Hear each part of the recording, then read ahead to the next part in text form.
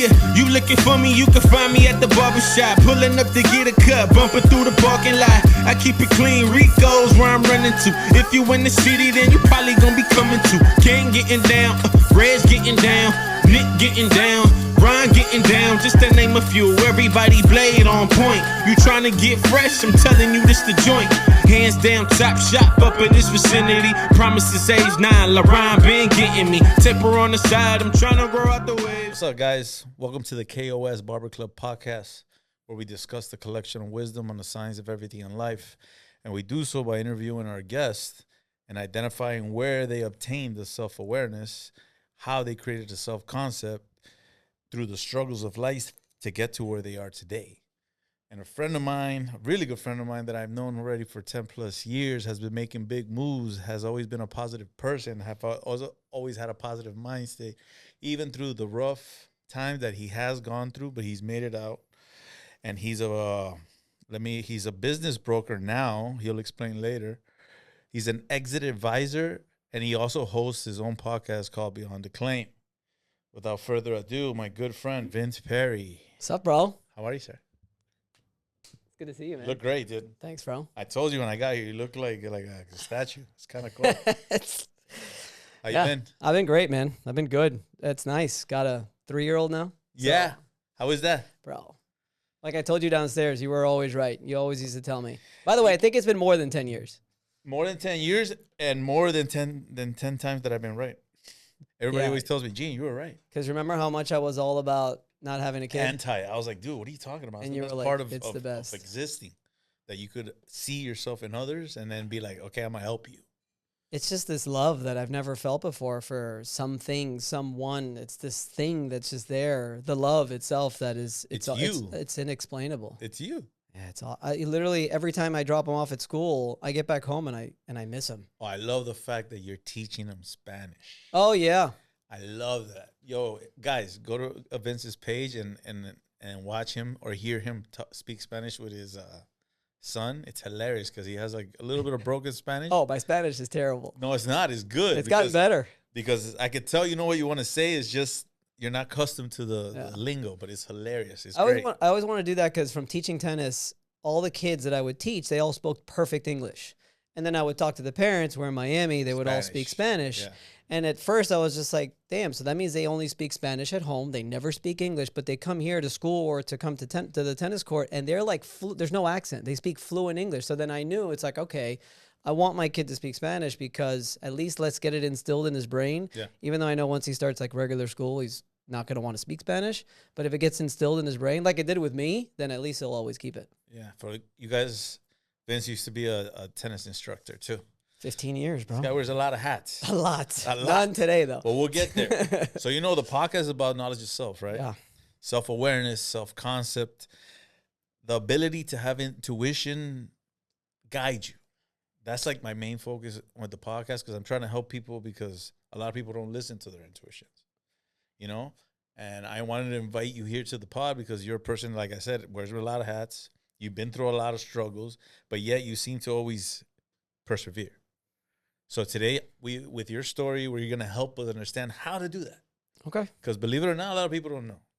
You think so? I know so. Every day in my chair, I cut at least one person a day that is lost. Clueless. And I'm like, damn. But then after a few haircuts, a few conversations, and I start throwing them a little bit of gems like, yo, go read this. Yo, look at this. They come back and they're like, yo, Gene, this is great. I'm like, awesome. Nice. So now with the pod, it's even better. Yeah. All right, so let's start from the beginning. What was your first conscious thought? You know, I knew you were going to ask me this. Of course. And it's hard, like first conscious thought, like as a baby, as a kid. Yeah, the first time you were conscious and you were like, okay, I'm alive. Oh, What's man. going on? It was hard. It's hard for me to remember. I even asked Annabelle today, and I was just like, what was yours? And she remembers when she was like crawling through her, what are those things that the babies sit on to help them walk? Like those things that you put them in, and they're like on a roller? Stroller? No, they're like on a roller themselves, and they're walking. Yeah. She remembers that. She had a roller in Cuba?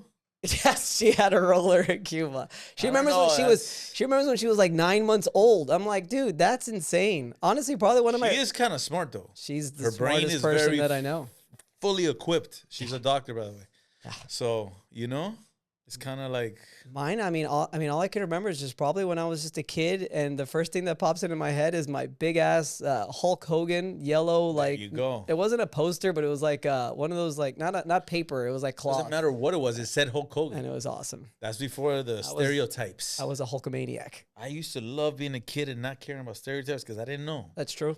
Whatever it said, it was it. Yeah. You know what I'm saying? I wanted a Hulk Hogan. If I wanted this, whatever it was, as long as it said what I thought it said, it was great. I could see, like, you asked that question, and I could think about Max too, and seeing the eyes of a 3-year-old and a 1-year-old and a 2-year-old. And it is just really funny how there are no judgments. There are no really opinions. There's no thoughts in the way of, it's just like, I'm doing this, and they're so fully present in every single thing that they do. And even if they start crying and they're upset about something, just distract them with something else, and they go on to that thing too. And it's really cool, because if most of us could practice that of just staying focused in the moment and present and all of that, I mean, life would be a lot easier. Well, what if I told you we don't have to practice that? That's a natural thing that we have, but it's broken when they separate families. So they take your kid at the most primitive state when they're a little kid.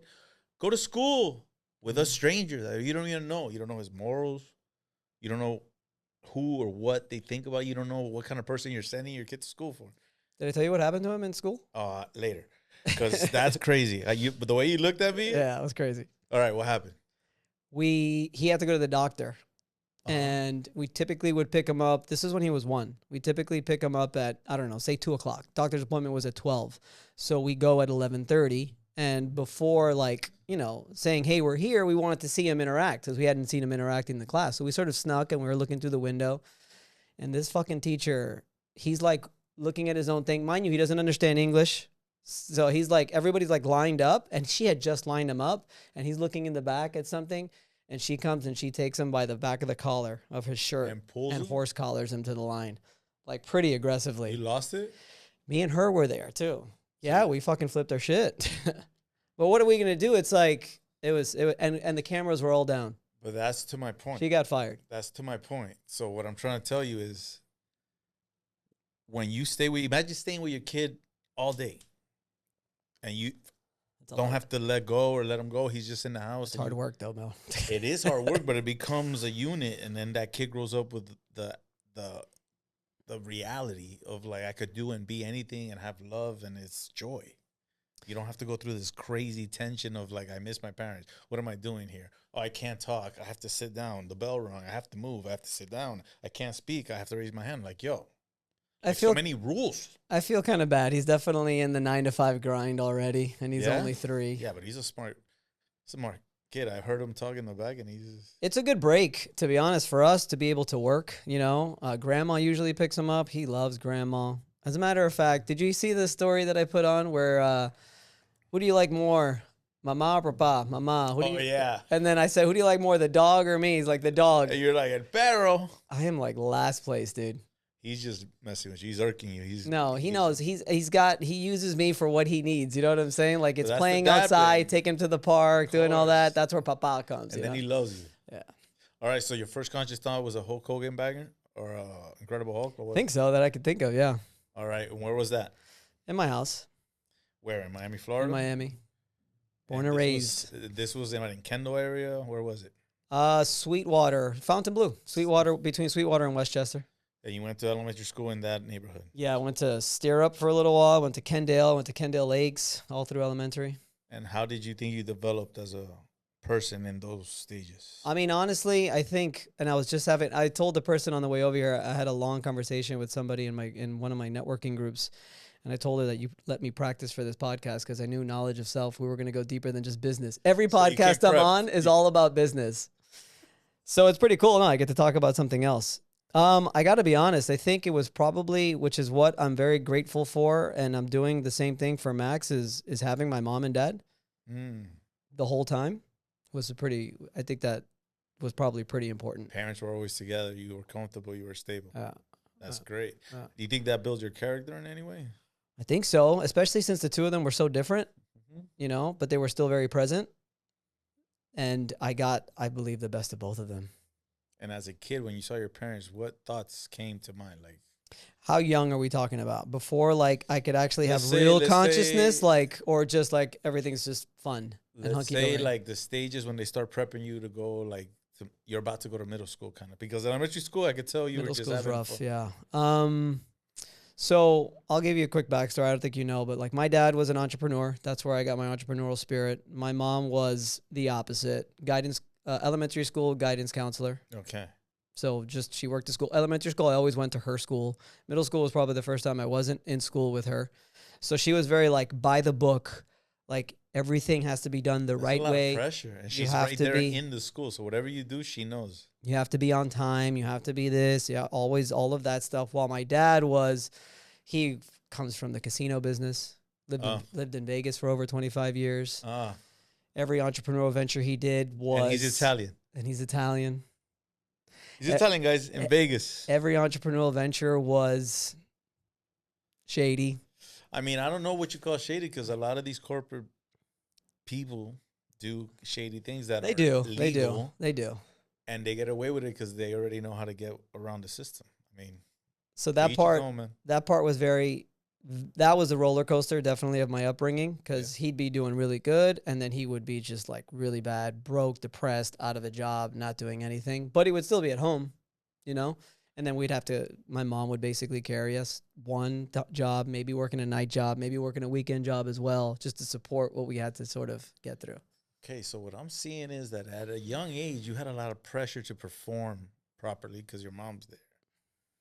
So I think that built that characteristic. College, I had to go to college. That was one thing that I had to do. Once you graduate, you're out. Yeah, no, well, they just wanted me to go to college. Okay, so That's for go to sure. college, do good in school. Pressure with the mom being there. I didn't have too much pressure to go to school, but it was opposite. It was almost like more of the pressure was which is I think where I get my work ethic, was I never missed school. Okay. I was like the perfect attendance guy. You got those? Yes. I never got those. God forbid I was like 5 minutes late to get out of bed or 5 minutes late to school. Yeah, because she'll be late. My mom would lose her shit. Yes, exactly. Yeah. So being on time is something that I still do to this day. And You were early for today. Thank you very much. of course. And yeah, lost my train of thought. No, that's when you started. I think you developed that characteristic because you're always on time. Now we know why. You perform good under pressure. So if your mom's in the school and you got to perform, you can't do anything wrong. You're kind of like calculating everything to the T at a young age, right? And then, but I didn't have pressure to like do straight A's and B's and all that stuff. Like there wasn't pressure because I struggled. When I say pressure, I mean the pressure of letting your parents down. You know what I'm saying? It wasn't guess like so. you gotta have straight A's and like, no, I gotta be good because if not, my mom, I'm sure she gave you the speech like, hey, Yeah, I work here. Everybody knows you're my son. probably. Yeah. For sure, you had that conversation because I've spoken like that to my daughter because I'm like, hey, a lot of people know me in places because sometimes she goes to like little spots and everybody sees my daughter in the streets and they call me, yo, Gene, your daughter's right here in Dunkin' Donuts in a cup. I'm like, yeah. She told me she was gonna. All right, cool. But I just letting you know later. Oh, nice. And then when I pick her up, I'm like you were in Dunkin' Donuts today? She's like, how'd you know? I'm like, I know. Don't worry about it. I know. And she's like, what? Somebody saw me? I was like, yeah. People know who you are. That's funny. So yeah. So How old is she now? She's 14 now. Damn. She knows everything though. So if you need anything, forget about Google. Just ask her. She knows everything. Of course she does. I know, Dad. Yeah. All right. So middle school. Yeah. I heard you say that it was rough. I think it was rough for everybody, right? I mean, it was rough for me because I fought a lot. But other than that, I loved it. Just hanging out with chicks, going to schools. Like, school was never difficult for me. Yeah. Because not that I have a photographic memory or anything. I was just like, okay, I read this. I understand it. Let's take a test. School was hard for me. Yeah? School was always hard. I just put it this way, like I would have guessed different. I couldn't wait to graduate high school. I could not wait. Damn. I felt like while I was in high school and I started to get more like consciousness that like I wasn't built for high school. I wasn't built for school. So Like those just rules. Oh yeah. You know me now enough where like if there's a rule, I'm like not trying to break it, but I'm wondering Bend like it. why Let me is that a bend it. rule, you know? So I always struggled academically and I always struggled socially as well. Like, I mean, I could speak, but like, I don't know. It was just, I was always really short, so that didn't help.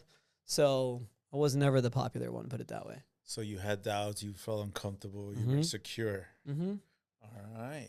So you graduated high school all 4 years, fine, no problem, same school, everything like that? And then from there, what was the next step? That was it. Then I went to Pennsylvania. Pennsylvania? You didn't know I went to Slippery Rock University? No. I played tennis for a year there. I know you played tennis. I didn't know. Okay. And I've heard this from other people. That was like the clean slate. It's like, all right, cool. Nobody knows that I was a dork or whatever in high school and all that. It's like, this is a clean slate. And it was Slippery Rock University, tiny little town, about 45 minutes outside of Pittsburgh, 2 traffic lights in the whole town. Everybody there was like from the surrounding areas. And I was the only guy from Miami, Florida. Wow. It was a good time. Which Vince? The one from Miami. Oh, Miami Vince? Okay. It was like the first time I got a taste of just like, all right, cool. You know, all right. I'm cool now. So how did that alter your personality? Maybe a little bit, like just outwardly, but not with like my personal friends. I stayed to who I was in regards to always going against the status quo, because I was the only one from Miami, and like especially that first year, all the fraternities were like, hey, come to our party. Hey, why don't you rush with us? Hey, why don't you do this? And I went to all their parties, and I drank for free, smoked a lot of pot, did all that stuff, and I never joined a single fraternity because I am not the fraternity type. You're not a fraternity? I mean, you look like a fraternity. I know. That's fine, but I just, because everybody was doing that, it's like, all right, I got like my crew. I had a crew of, Sam, Wally, I had a crew of 5, and that was it. We were like our own little fraternity. I've always been like that, though. I find people that I connect with, and like that's it. You're easy going. You're easy to talk to. But okay, well, you were feeling insecure younger stages, and then you were going to college. What conversation did you have with yourself, or what intuition did you have that you didn't listen to, or you did listen to when you were going to make this next step? Decision to go to college, like far away? Yeah. I don't know what it was. I just wanted to get as far away as possible. I wanted to get, like, because before junior and senior year, I decided I wanted to play tennis in college. So I had somebody, like a recruiter, help me find a college, sports management major. That's what I wanted to major in. And I wasn't good enough for really D1. So I played looking for D2, NAIA, D3. And that's the school. We went to a school in West Virginia. We went to school in Pennsylvania. We went to a couple other schools. We even went to some schools. You and the recruiter, or you and the fam? Me and my mom. Okay. And the schools that were interested in me, like St. Leo University, and what's the other one up in Fort Lauderdale? It's like a private school. I can't remember what it's called. Then there's a school close to here, and I was just like, no, I don't want to be. I want to get out of Florida. I want to get out. I don't know where that came from, but I just wanted to just break away and just probably because it's your intuition. No, but I don't want to say that my house was like the military, because my parents were great, but they were very strict. Yeah, so you wanted to be like, okay, let me start new, because I needed to break out. A new self-concept that you had. Your parents had your concept that they wanted you to be. Yeah. And then you created the self-concept. First thing I did, first day. To do so, you had to break away. First day in college. How did you get that courage to be like, nah, I want to get out of here? Because I guess you were listening to your parents. Well, because although my parents were strict, they were also very allowing me to sort of make my own decision, because I'm going to college, and this is what you want to do. They were always very supportive, which is what I'm always, I'm always with that with Max too. Like if Max wants to I'll give you a great example. I played tennis in elementary school, and then in 6th grade, I went to middle school. I didn't want to play tennis anymore. You know what I wanted to do? What, soccer? Aggressive inline skating. Wow. And they were all in. And you switched it. For 3 years, I didn't play a single minute of tennis. All I did was inline skating. Then I went to high school, and I got cut in the tryouts for tennis, and I'm like, fuck that. I'm going to train again. And then I got back into tennis. Awesome. But the point I'm trying to make is that they supported me through the tennis, they supported me through the inline skating, and then they supported me through the tennis again. All right, so once you made the decision to go to college, you created the first step to your new self, right? A new self-concept. When you arrived there, and you just said it, you were going to all the parties, you had all the friends. Something changed. Mm-hmm. In that concept that you created. Was it what you thought, or was it just something sporadic that you're like, oh, I like this, I'm gonna keep rolling with it? It was independence. It was the first time where I finally got some independence away from my parents, and that was a huge feeling. That was tremendous. I tell everybody, like, if you're going to go, I told when I was teaching for 15 years and I would teach all my high school kids, I told them like go away for college because you've been with your parents now for all these years. Like, you're going to want to know, like, without, like, you have a schedule, but you could sleep in if you want. You could skip class if you want. You don't have to do the homework. So it's really up to you. Yeah. You have to be to do the things that you need to willing do. to do these things. You know, whether college is for you or not, doesn't matter. Once high school's done, like in high school, like if you miss too many days of school, you get kicked out of school, you get suspended, you get in trouble for that stuff. Exactly. Right? That's high school. College, you just fail your class and then you don't graduate. I mean, you did pay for it. So they're like, thank you. Right. But same thing is if you don't go to college and you go to get a job, you don't show up to work. Exactly. Yeah, it's prepping you for the future. So it was nice. It was nice to get that independence and then another great thing that they did is I was only there for a year. I couldn't stand the small town anymore. Like, it was just killing me. You outgrew it. I thought there was nothing to do in Miami in high school until I actually went to a place there's nothing to do. And I was like, wow, Miami's the best. So then when I came back and I went to FIU, I was starting to go out a lot. Okay. Because I had been by myself for a year. Around what year was this? 2001 or 2002. Nice. Okay. And my dad was working at the time in the Dominican Republic. So he was away for 2 weeks and then back for a week. And I guess my parents were talking and my dad was like, you need to ground him and you need to do this. And my mom was like, are you crazy?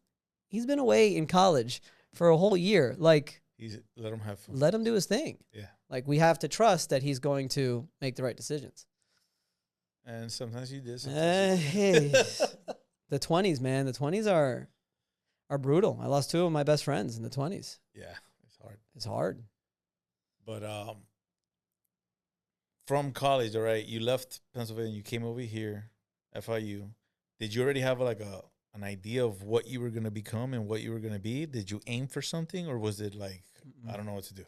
No, the first thing I did was I got a job teaching tennis. It was the best. Yeah, I remember that. Because I had the skill. Yeah. And I think I was making like $25 an hour for the group lessons. Yeah. And then I have my hustle.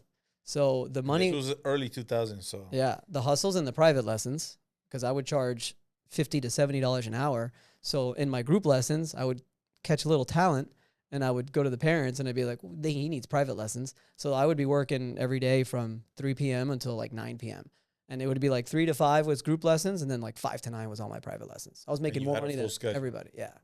Wow. It's like barber. I guess it's like being a barber. Yeah. Yeah. I mean, but barber is pretty much your skill set, you know? Same thing, though.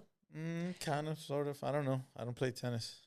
I filmed you that one time when you were doing that. Oh, that's right. I remember that. This guy had me out there filming. You were dying. On a Sunday. So Saturday. It was a Saturday. It was a Saturday. So Friday I went out. You were dying. I was like, nah, it's going to. And this was like in middle of the summer. Yeah. This was bad. It was the summer. It's the first time I ever felt dizzy and I felt faint. I was like, yeah, I'm going to faint. Yeah. But we got it done, right? Mm-hmm. It came out right. It was a great video, too. I actually thought about that video the other day. I know, right?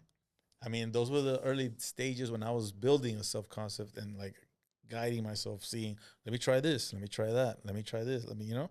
Yeah. Until I found my niche and I was like, all right, I'm going to keep this going. I'm trying to remember where you were at that stage, but we don't have to get into that. Where I was at that stage, what year was that? You had your long hair. Oh, if I had my long hair, yeah, I was on the tribal mode. I was just. You had the long hair. You had all the chains. You had all the necklaces. Yeah, I had it because I had the crystals and I had that was when I was in my spiritual quest. Yeah. We probably hadn't known each other for more than a few years, a couple of years. Like a year or two from then. Those days are, damn, they seem so far away. Mm-hmm. But enough about me, man. So after you did the tennis thing, I remember you wanting to start maybe making a business. I remember you spoke to me about that. Like, what made you shift? Getting fired. Okay, take us there. Yeah, so when was that? I got fired twice. So when was the hurricane? It was 2005 was Wilma. Yes. I'm tennis director at the time. Yeah. And we get hit by the hurricane, and the owner of the thing wants to do all these different things. And I'm like, yeah, I'm not cool with that. He's like, well, then we're just going to let you go. And I'm like, all right, cool. So I started working somewhere else. But then I came back to that place, Tamiami Park, and I was working for somebody else. That's when I was also doing the public adjusting. Yeah. And they fired the tennis director. And I was about to quit teaching tennis and just go all in on the public adjusting. And they asked me to be tennis director. Okay. So I became tennis director, and everything was going great. One thing I've always been good at is just building relationships with people. Yeah. And all my students, all my parents, all the coaches, all the staff, great. But then I made a bad hire who was a real cancer. Like, he was just an absolute nightmare. I went away on one of my trips for, I think it was like 2 weeks, and he literally tried to take my job while I was gone. Somebody called me like, hey, are you still the director? And I'm like, yeah. Well, this guy says he's the director. It was that bad. So I end up firing him, and he sues the company that I'm working for. So then December 31st, New Year's Eve. By the way, we partied together at Easy's house that night. I don't know if you remember that night. It was at Easy's. I think it's when we did the pig. Yeah. We did the pig. Oh, yeah. Remember when we dropped it on the floor? Yeah. And that day I got fired. Oh, wow. Yeah, that day I got fired. And I was like, all right, cool, I'm done. The next week, obviously, there's New Year's Eve. Everybody rolls in after the vacation, and they're just like, whoa, where's Vince? Vince, yeah.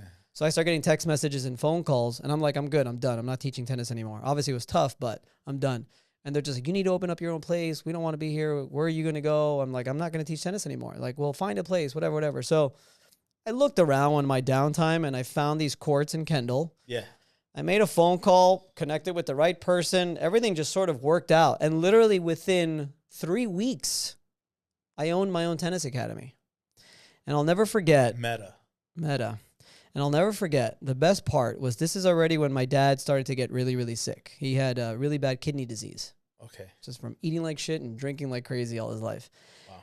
And he was starting to get really bad. And I'll never forget, I get fired on New Year's Eve. Mid-January, I open up my own tennis academy. And I knock on the door because I'm not living at home at the time.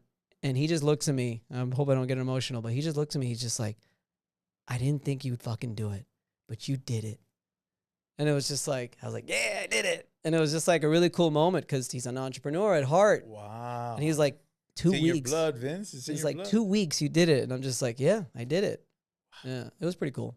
Yeah, I remember Meta, Miami Elite Tennis Academy. Yep. That was a great little thing you were doing there. Yeah. And after you created that academy, how'd you feel? Like, as far as accomplished, or did you feel kind of lost, or you feel scared? How'd you feel? No, it felt amazing, to be honest. I mean, you know me well enough now. One thing I definitely get from both my parents that they both had, no matter all the fighting and no matter all the things that they had going on, and even in the household, they were always very optimistic people.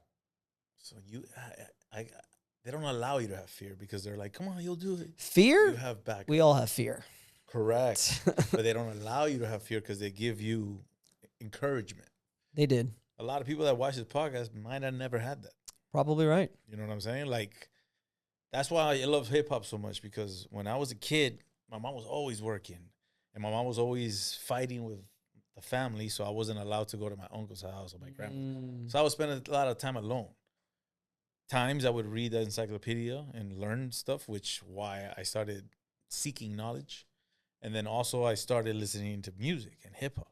And that's why me and hip-hop, we clicked, because I was like, I would listen to Nas's messages. I would listen to Cool G Rap. I would listen to Run DMC. I would listen to, and then I would hear them.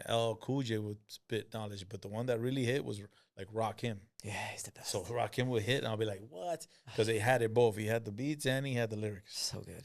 And I loved it because in those times, you remember the parent advisory stickers? Yeah. You couldn't buy them. You think that was allowed in my house? No. So when you would buy a Rakim album, you could hear it without the pauses of the curse words, so it would sound better. Yeah. So I was like, oh, I like Rakim. Yeah, he's the best. But then that's what helped me through things. That's why I said, yo, you had a lot of encouragement, and it shows now that you're older. It shows. No, I was very lucky with that part, for sure. So once you did the academy, take us after the academy. What happened after that? After the academy? Yeah. I mean, that was a 5-year ultimate failure. You know, I mean, it didn't. Good, Jesse. I tried so hard to make that thing profitable, but you did a good job, man. I mean, I just never made it profitable. I never even paid myself. I made more money working for somebody else. Okay, but seeing your feed, seeing your content, the way you approached it, it seemed very lucrative. The work ethic is always there. That's one thing that attracted. Message. That's one thing that. Oh, you got something? No, message, man. I know. I remember. Work ethic. Go ahead. That's one of the things. Kids don't work anymore, bro. You think so? I mean, I told my son that he had to work. He's 17. He started laughing at me. He's like, "Good one, Dad." I'm like, dude, you're gonna have to work. I got my first job at 16. Yeah, that's what I told him, bro. At 15, I was trying to make money, trying to make moves, and he's like chilling in his house watching Game of Thrones. I don't know.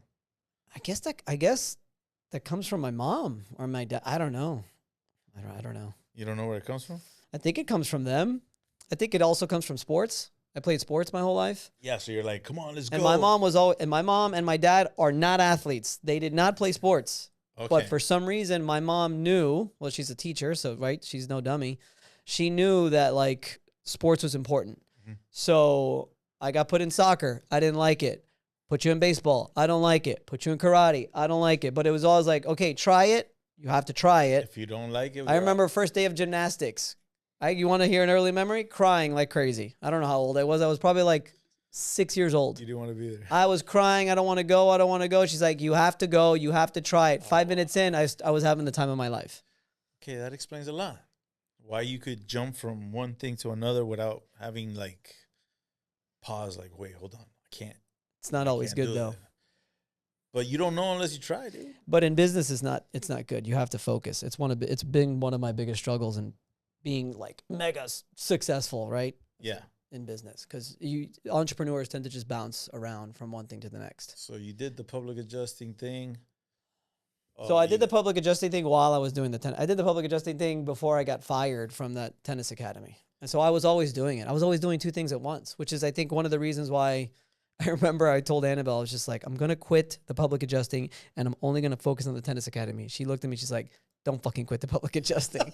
It's too much money. I was making too much money, even working at it part-time. Oh, so you didn't even think about the money. You were thinking about, like, I don't want to do this. I wanted to follow my passion, which was the tennis academy. I mean, do you remember the different color shirts and all that? I had testing and it was awesome. It was cool. That's why I remember it. I was like, damn, that's a cool little academy. Yeah, it was awesome. But 5 years grinding, not paying myself. So one of the things that attracted Annabelle or me to Annabelle was she could not believe how I would work my public adjusting during the day, literally take a 30-minute nap, because back then I used to like to nap, have lunch or whatever, and I'd be on the court at 3, 4 o'clock, and I would teach until 9 o'clock, 7, 8, or 9 o'clock, and then I'd come back home.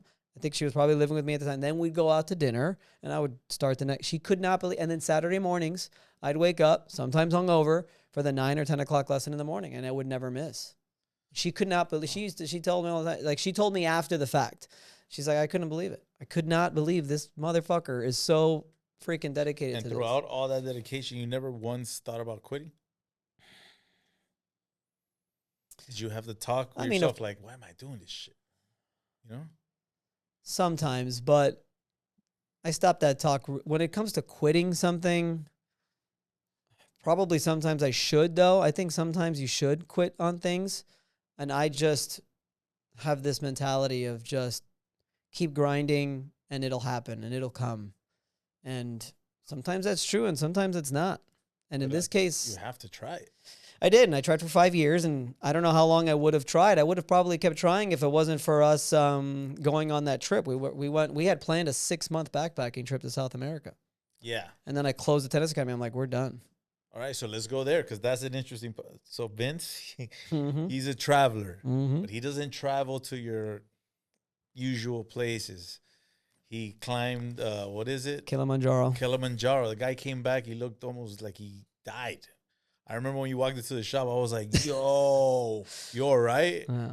And I don't know if you guys know what I'm talking about, but if you watch the movie Everest or anything that has to do with, like, frozen body parts, that the nose gets red, the cheeks get real red, he walked in there like that, and he was already in Miami for, what, like a day or two? It was like that, too, up there. It was bad.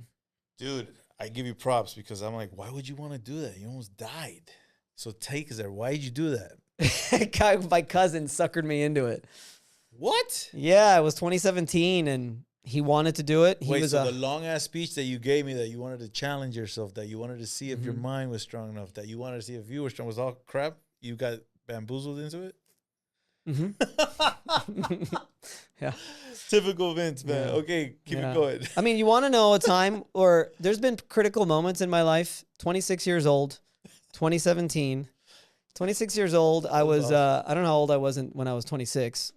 I don't know. But then in 2017, So when I was 26, then in 2017, and then more recently, about 2 years ago, there's been like pivotal moments in my life where like the mindset just shifted. And honestly, Kilimanjaro was one of those. So how did it shift? That accomplishment was so epic. All right. Give us a brief description of the beginning to the end. So my cousin suckered me into it. He told me and my other cousin it's not that bad. Normal people do it all the time. He had done it all before. No. No, okay. And he's overweight, by the way. Both my cousins. You had to carry the rest of the way. No, but they suck. I'm like, okay, it's not that bad. I've never done anything like this, and I'm not an outdoorsy person. I don't camp. I don't do any of that stuff. Okay. And so I train my ass off. I do like to train, so I train my ass off, and we do it. And then the last day, summit day, we leave at 11 o'clock at night, and it's, Gene, probably like 30, 40 mile per hour winds and snow. It felt like knives in my face, the snow. And it took us, I think it took us 9 hours to get to the top, like after base camp. So we're climbing for 4 days. Yeah. And on day number 5, then we're at base camp and then we go to summit. And it was just the worst weather. My cousin, one of the guys that was with us, and the guide were all blind the next day. From the snow blind, like from the snow going into their eyes. Their eyes were like, they were pretty much blind. They had to wear glasses. Wow. And we were there, we're like coming towards the end, and I was at the back. And I'm just looking at the person's foot, because every time I'd look up, the snow would just hit me in the face, and it's dark. I can't see anything because we left at 11 o'clock at night. Sun doesn't come up till 5 in the morning, 6 in the morning. Whoa. And all of a sudden the line stops. I'm waiting with my things here, waiting, looking up, waiting. Looking up. I don't want to look up. And then finally we start moving, but we're all passing my cousin. Oh. So I get to my cousin and I look at his face, and it's the same thing that you saw with me, except we're up there. We're 18,000 feet up in this mountain. No turning back. No helicopter's going to go up there to save us. Like, this is the movie now, right? And I look at his face, and dude, I swear to God, I thought his nose had frostbite. I don't know what frostbite is, right? I've never seen. It was just red. It was bad. Yeah. And I'm like, cuz, are you okay? And he's just like, yeah, I'm just really tired. And I'm just like, bro, if you want to go back down, we'll go back down. That's because I was ready to go back down. Putting it on him. And I go to August as our guide. I'm like, August, you got to talk to my cousin. I think he wants to go back down. And he's like, Frank, are you okay? I'm really tired. Are you dizzy? No. Are you nauseous? No.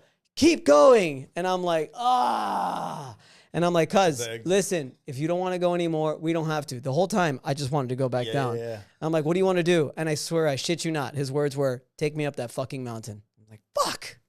And then we went. We made it. I cried. He fought through it. I cried a little bit when I got to the top because it was just like, I was so tired. There's no words to describe the tiredness. And when you're up at that altitude, first of all, when we would sink in the snow, it was hip deep. So you had to pull up. So pull yourself out. You're already gassed. There's no air. There's no anything. You're dying. You don't need oxygen. It's not like that, but the air is thin. Wow. I have never been that exhausted in my life. And like, I quit. I was done. I couldn't do it anymore. The fact that, you hear it all the time, David Goggins and all this stuff, like, I guess at this point is probably cliche, but it is true that you can take your mind and you can take your body beyond places. Like, whatever you think is the limit, I think Goggins says is 40%. Okay. You have 60% more. Yeah, what is it? Yeah, mind over matter. Mind over matter, and just the body's capable of more. The mind is capable of more. And that particular mountain taught me that. When I came back, I had kind of before that, I'll take you a more mindset, like in 2016 and 2017, I was kind of like over the hustle and the grind. I got rid of all my goals. I didn't want to have goals anymore. Okay. One of the reasons for that was because I was actually teaching my kids mental toughness. And I went through a whole course and everything because I wanted to really learn it. And one of the things that they talked about in mental toughness is be careful when setting goals, because what happens is when you set a goal, either it could affect your mental toughness by not achieving that goal, or you have to understand that when you do achieve the goal, it is a short time frame of appreciation, and then it's on to the next goal. Like winning the championship and all that stuff. It gets addicting to some. To some. And that's why they keep going and trying to win. But it's also exhausting. To some. So I told myself at the time, I was just like, yeah, I'm done. So I went for like a year. It's probably when we were all hanging out, doing all kinds of stuff. But I mean, for about a year, I was like, I'm done. No more goals. I'm just chilling. And that mountain, mindset shift. I became Vince 10.0. So do you think it was like a divine intervention or something? For sure. Yeah? Well, I did Everest. Yeah. And now I'm doing Aconcagua in January, which is higher. You still haven't learned. Higher than Kilimanjaro. Dude, way higher. You're crazy, man. I know. It's like I forgot. I've also done a marathon. I just said it's an addiction. Now you want to go and I did that one. You want I've done a marathon. I've done a 70K triathlon. And it's done a lot. It's the putting your body through that and just the grind and waking up every day and doing the training. Like, I don't know. It's the feeling of that accomplishment. It's a really good feeling. So that switch, that's when you decided I'm going to start doing this. I'm going to move to Tampa, and you started making more moves? Now I can't remember the timeline, but it was around there. It was Kilimanjaro. Yeah, when you came back from Kilimanjaro shortly after, you were like, I'm moving to Tampa. I'm like, what? But I was like, why? Yeah, but we were also going on that 6-month backpacking trip that I broke my wrist at the Metallica concert, remember? That was hilarious. Then I moved to Tampa after that. I thought of you when I went to the recent Metallica concert. Remember I hit you up? I was like, yo, I'm over here. I went to the concert, and when they came on, I was like, bro, I even told my cousin. I was like, yo, a friend of mine broke his wrist in this concert. What am I looking at? Before Gene starts talking shit, yes, I was in a Metallica concert. 10 minutes into the concert, second song, I jump into the mosh pit, and I get pushed from behind, and I stop my fall with my hand, and I break my wrist. He broke his wrist. Clean break. It didn't go through the skin, but it was popping out. Wasn't it the first song? Second song. Second song. Made it to second song. Yeah, man, but I thought of you. I was at the concert, and I was cracking. I was like, no, that must have been crazy. I was like asking my cousin to pop it back in. He looked at it, he's like, nope, I'm not doing that. So Tampa, let's go there because that's where you started this new venture that we're going to be speaking of now. What made you go to Tampa? My wife. The wife said we're going. Yeah, we came back from that trip, then the hurricane hit. So I had to work the hurricane. I was here, and she had no job. And I told her to help me. That lasted about a week. That didn't work out very well. And her old boss was working at this new place, and there was an opportunity. And the best part of the opportunity was more pay. Okay. But also the schedule was, if you remember, 7 on, 7 off. So yeah. She was working 7 days on and 7 days off. And at the time, we were like travel hungry. Like all we wanted to do was travel. Okay. So we're like, wait, every other week we could just go to another country. And we did it. That first year, I think we went to 9 countries. Wow. Yeah. Wow. We went to Amsterdam. We went to Paris. We went to someplace in South America. I mean, we went to 9 different countries. And how did that change or alter your relationship, or it did, or made it stronger? I think if you travel with your significant other, it is make or break, because you don't understand that when you are living your normal daily life, you only spend a quarter of the day with them. Yeah. Because you two are working. And most of the time you just talk about what happened in the day. Exactly. Yeah. And then you have the 2 days on the weekend. While when you travel, you're with them 24/7. 24/7. Start getting a little on the nerves, right? If you could last, and my sister told me this too. Our first trip, we had been together for like 3 months, and we went to Thailand for 3 weeks. I remember when I came back, my sister, she's like, well, if you can get through 3 weeks on a trip like that, I think she's the one. Nice. And I was like, yeah, it was great. But now every time we go, we just fight the whole time. It's fun though. We get along great. You guys fight? Nah. I mean, we just bicker. Got it. Yeah, it's not anything serious. So Tampa, you went there, and you started doing the adjusting, and then what else did you start in the mix over there? Yeah, because when we did all the traveling, at the time, that's when I changed my Instagram handle at the time to Rolling Stone. I just wanted to be a Rolling Stone. I just wanted to just be a nomad and travel. We even looked up, it was called something. I forgot what it's called, but there was like a program we were going to join. Now, we actually got accepted to travel for 1 year and work remotely. I don't know why we didn't do it. And so that's when I started doing the video editing. What do you mean a program? Like there's programs like that for people, or that was more like a show or something? I'll remember. It'll come to me. Was it a show? No, it's just this program that you pay. I forgot how much.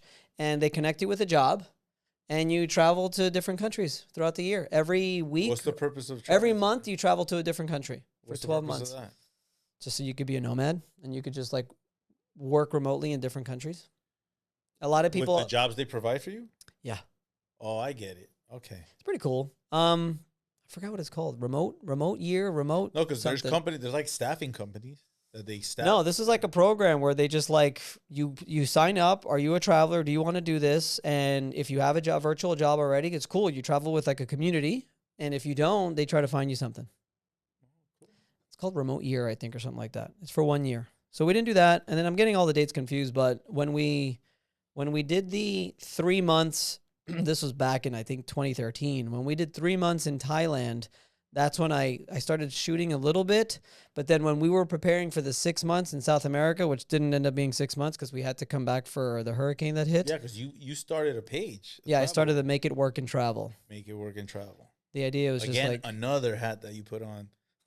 Because I get bored, man. I think I just get bored.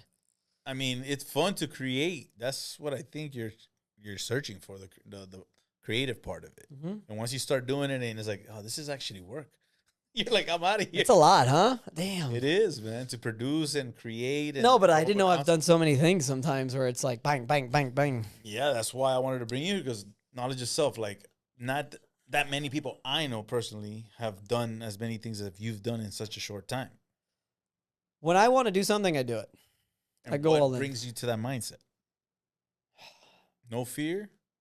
Or you have fear? Oh, I don't have any fear of that. No? Mm-mm. If it works, it works. If it doesn't, whatever. Confidence. And that, yeah, but there's fear in other things, and other stuff. But doing something like that, following my passion, doing what I want to do. The thing is, like I said, I don't know where I got this from, but I've always been anti-establishment. And not breaking the law. No, you just question. Because I'm a straight shooter. You question. But I can't work for anybody. I'm not working 9 to 5. When I worked for State Farm Insurance for a year, the concept of clocking in and clocking out, the concept of looking at my calendar and, okay, I have to go to lunch at this time. I have to take a break at this time. I have to be on the phones at this time. Right? It doesn't compute. And the last concept that doesn't make sense is, wait, so if I slack or if I work my ass off, I get the same check every 2 weeks. That never computed for me either. Exactly. I always tell people that it's like a population control. Because imagine everybody that's not at work because they have to be at work. If they're free out and about doing whatever they want, I don't think the turnout will be that good. But now as a business owner with employees, if everybody was like that, then it wouldn't have any employees. Yeah, but what I'm saying is if you have an employee that's a good employee, obviously you don't get paid the same, but then they tell you, hey, you could possibly be manager. Oh, you could possibly have your own store, things of that nature. But because of my mindset, unlimited vacation days. If you need to go anywhere during the day, just let me know. If you need to go away on vacation or for whatever, just make sure that your SOPs are updated and the person who would cover you knows exactly what to do. Other than that, you can take off whenever you want. Yeah, but that mindset you have works because you have a partner that is a good supporter. In the sense of like, okay, I mess up. Oh, you got me. Yeah. When you don't have that, that's when it's like, okay, this is do or die. Well, she was always my investment from the beginning. She knows that. I'm no dummy, Gene. I never say you were, my friend. I never say you were. Remember what I grew up with, right? In the beginning, we talked about my dad. Like, it was great and it was bad. And it was great and it was bad. So the fear that I've always had, which I've completely gotten over, well, completely, but for the most part, which was really helped me back, is I've always been afraid of losing all my money. Okay.